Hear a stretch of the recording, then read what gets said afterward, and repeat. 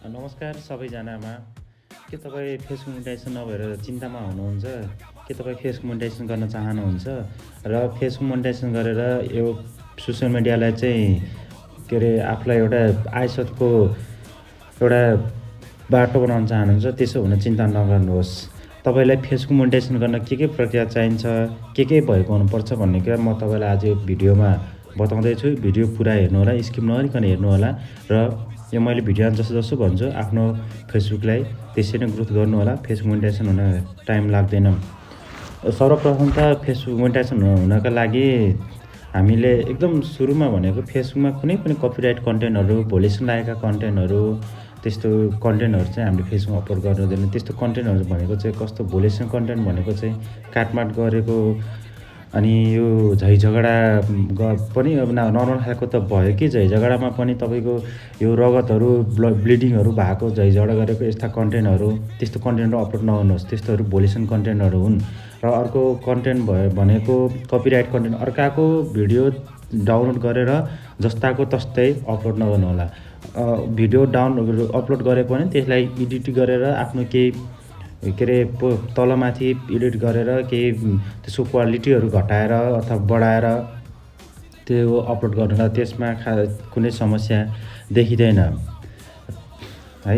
र अर्को कुरा भनेको तपाईँले फेसबुक पेज अथवा तपाईँले फेसबुक पेज अथवा प्रोफाइल बनाएको चाहिँ कम्तीमा पनि 30 दिन अथवा 1 महिना चाहिँ पुरानो हुनुपर्छ। तपाईँको प्रोफाइल चाहिँ मोनेटाइजेसन प्रक्रियामा जानको लागि कम्तीमा 1 महिना हुनुपर्दछ। र अर्को कुरा, कम्तीमा तपाईँले 28 दिनभित्र अथवा 1 महिनाभित्र 1,50,000 भ्युज चाहिँ तपाईँको पेजमा अथवा तपाईँको प्रोफाइलमा आउनुपर्छ। कम्तीमा 1,50,000 भ्युज चाहिँ तपाईँको आइडीमा आउनुपर्छ। र अर्को कुरा, कम्तीमा तपाईँको 90 दिनभित्र अथवा 3 महिनासम्म चाहिँ 3वटा रिल चाहिँ तपाईँले अपलोड गरेको हुनुपर्छ। कम्तीमा 3 महिनासम्ममा 90 दिनसम्ममा 3वटा रिल्सहरू चाहिँ अपलोड गरेको हुनुपर्छ तपाईँको आइडीमा। र अर्को सबैभन्दा महत्त्वपूर्ण कुरा, कम्तीमा तपाईँको पेज अथवा प्रोफाइलमा चाहिँ 10,000 फलोवर्स चाहिँ पुगेको हुनुपर्दछ।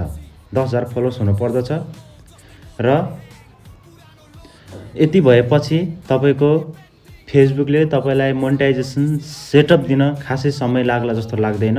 यो कुरा मैले भनेका कुराहरूलाई ध्यान दिनुहोस्।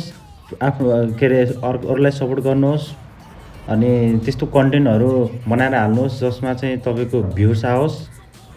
फेसबुक सम्बन्धी अन्य कुनै जानकारी छ भने यहाँ कमेन्ट गर्नु होला। भिडियो बनाउँदै गर्दा लामो हुनसक्छ। हजुरलाई कुनै अब फेसबुक मोनेटाइजेसन सम्बन्धी केही जानकारी चाहिएको छ भने कमेन्ट गर्नुहोस्। म तपाईँको समस्या, मैले सकेको जति समस्याको समाधान दिने कोसिस गर्छु। कतिजनाले चाहिँ युआर प्रोफाइल इज मर्निङ भने पनि मेरो मोनेटाइजेसन भएन भन्नुभएको छ। त्यो प्रोफाइल इज मर्निङ अन्नी भन्नु र अर्निङ मर्निङ भन्नु र तपाईँको मोनेटाइजेसन सेटअप हुनु फरक कुरा हो। त्यसको विषयमा पनि म अर्को भिडियोमा तपाईँलाई जानकारी दिनेछु। कतिजनाले चाहिँ तपाईँ यो आइडीलाई चाहिँ कसरी ड्यासबोर्डमा कन्भर्ट गर्ने भन्नुभएको छ। त्यो पनि म तपाईँलाई अर्को भिडियोमा रिप्लाई दिनेछु। यो भिडियो लामो हुनसक्छ, त्यसैले यो भिडियोलाई चाहिँ स्क्रिन एकचोटि हेरिदिनु भयो होला। धन्यवाद। र यो मेरो आइडीलाई फलो पनि गरिदिनु होला। र अन्य कुनै मोनेटाइजेसन सम्बन्धी कुनै जानकारी तपाईँलाई चाहिएको छ भने कमेन्ट बक्समा कमेन्ट गर्नु होला। म आफूले सकेको जति तपाईँलाई रिप्लाई दिने कोसिस गर्छु है त। हस्, धन्यवाद।